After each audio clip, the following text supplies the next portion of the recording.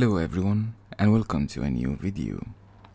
Let me start this video with a question. What is the perfect watch that we are in continuous search for and how to choose it? It's a very difficult question. That's why, to make it more simple for myself, I normally start with four main questions. First, how it looks. Second, how it wears. Is it comfortable for my wrist? Is it accurate enough? And how much it costs? Let's answer those four questions in the video today. The watch we have today is the Rolex Submariner reference 16610LN, the watch that set the standard for all dive watches, and for a good reason. I have always overlooked this model because I was always focusing on the newer ceramic versions. I didn't understand the reason why some people still prefers those pre-ceramic Submariners. So let's start with the first question. How it looks? Short answer, it looks amazing. And for me, this is how good it gets. It's an interesting design with so many elements that combines to give perfection. With a diameter of 40mm and lug to lug of 47.5mm, thickness 12.8mm, this alone makes this case one of the best cases you can find in the market. The dimensions are just perfect for medium wrist size. My wrist is 6.75 inch and this fits perfectly. It's the most comfortable diver I have tried. Rolex, in my opinion, offers one of the best, if not the best, case designs in the industry. It is the oyster magic. It makes me appreciate the amount of engineering that went into the design of this case. The dimensions as mentioned, the curved lugs, the thickness, and its overall appeal, which is reflected in the comfort you feel on your wrist, and not only the looks, which is also amazing. You've got the practical brushed lugs at the top, and then the polished sides. That reminds you that this is a luxury piece.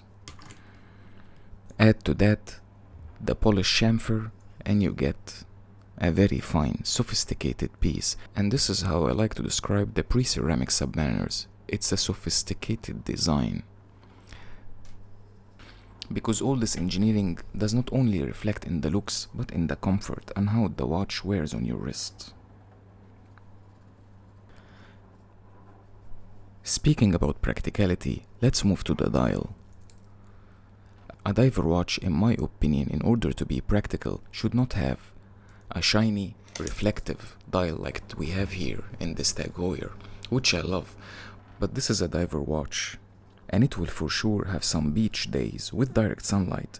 Try to read this Tag Heuer in direct sunlight and you'll be blind for a few seconds.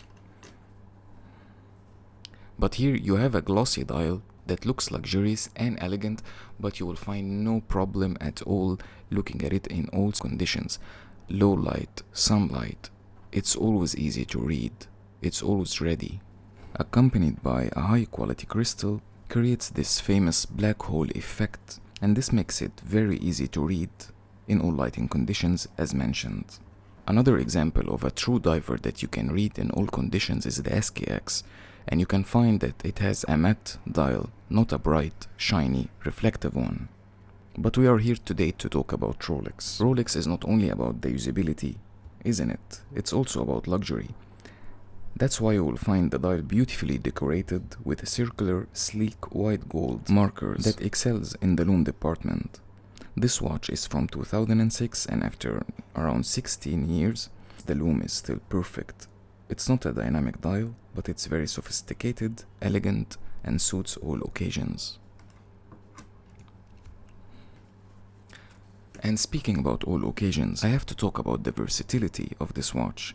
This is the only watch I felt I can wear anywhere, anytime, on all occasions. Whether it's a short or a suit, Submariner got you covered. Compared to the newer version, which is more flashy and in your face with its ceramic, bezel insert and increased size, I find it to be a true luxury piece, more of a piece of jewelry than a cool, tall watch. Still a great watch indeed. And when I say it suits all occasions, because it really is. It's sporty enough, yet looks very elegant, especially with the polished bezel that doesn't fail to reflect light beautifully. But it is a sporty watch, so it has the 300 meter of water resistance, makes it sufficient for any water activity. It has a date with a cyclops that perfectly magnifies it so you can read it easily. So there are many reasons why the Submariner is one of the famous watches presented by Rolex. It's packed with features, and it looks beautiful. Here the bezel insert is a reflective aluminum that looks sleek, slim, and elegant, with excellent proportions from the width to even the slope, which adds to the whole look of the watch. Yes, it can be scratched, but also easily replaced. I don't mind aluminum bezel, I find it quite charming. It has 120 clicks, and it's easy to rotate, and above all it perfectly aligns, which is something I miss with other watches. But of course I expected it to align. The watch has this attention to detail that takes it to the perfection level. Maybe now we should talk about the weak spot of the watch, which is the bracelet. I'm saying weak because now we have the updated clasp with the glide lock and the quick adjust system, but that doesn't mean that this bracelet is bad or anything. Actually, it's an excellent bracelet that shows great engineering, from the thickness of the links and the slope from 20mm to 16, the practical clean brushed finish, solid end links, a secured clasp,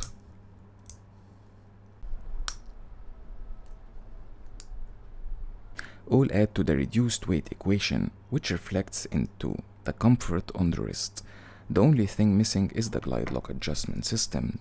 It is of course found on the newer models, and it makes it easier to adjust the size on the go. But I can live without it, because again the new bracelet is 21mm. The clasp is bigger and all over heavier. Finally, I just want to mention the movement briefly. It's the 3135 movement from Rolex. This movement has been in work for ages. It was even used on the ceramic version of this watch, but the 40mm that got discontinued. It's a robust movement. You can easily send it to service. From my experience, the accuracy is around +5 seconds per day, but it's not a problem. All the Rolexes that I owned were in the same range, the +4 to 5 seconds. And I had no problem with it. Maybe I will take it to a service down on the road and get it back to the correct specs. I used to be very picky about accuracy until Seiko cured me with their non-hackable movements. No complaints here. What can I say? It's just accurate enough. In my final thoughts about this watch, I would like to say that I genuinely prefer the pre-ceramic era of Rolex. And that's very interesting, cause on paper the new Submariner is superior at every aspect. Ceramic versus aluminum, quick adjust clasp versus conventional bracelet, newer movement, etc. But, and it's a big one, I find the aluminum to be more charming. I find the bracelet to be lighter and more comfortable, especially with the newer version diameter increased to 41mm and the bracelet to 21mm. It adds more heft to the watch, and it is comfortable, but it is heavier. But what else can I say? I learned this lesson at the start of my collection for watches. Numbers are not everything. You'll find Seiko watches with 42mm and 44mm that will wear just okay on a small wrist like mine. By now we have answered 3 of the 4 questions we started this video with. The first was how it looks, and it looks perfect, suitable for all occasions. The second was how it wears, and it is the most comfortable diver I have tried. Is it accurate enough? Yes, it is accurate enough. So what stops this watch from being the perfect watch? It is perfect, but the problem is how much it costs. In order to get a Submariner from this era, you need more than $10,000, which is a very expensive price to pay for a 16 years old watch. So from now on, I will be looking for the perfect alternative for this. I will look for original designs, homages, and more, you name it. And I will come back to you guys once I find it. Maybe I will start by my next review with this watch here, which will be featured on my next video. It's a Steinhardt 39mm. Why I got this watch? Because one of my grail watches was the GMT Pepsi with the aluminum bezel. and that was 2 years ago. I wasn't convinced that I should pay $10,000 for a very old watch like this one, so I thought to try the Steinhardt, and it deserves the review. Before I end the video, I would like to thank you, and I hope you enjoy it and find it informative enough for you. Let me know if you have any questions about this watch or other watches, and I will make sure to respond in a timely manner. Thank you and stay safe.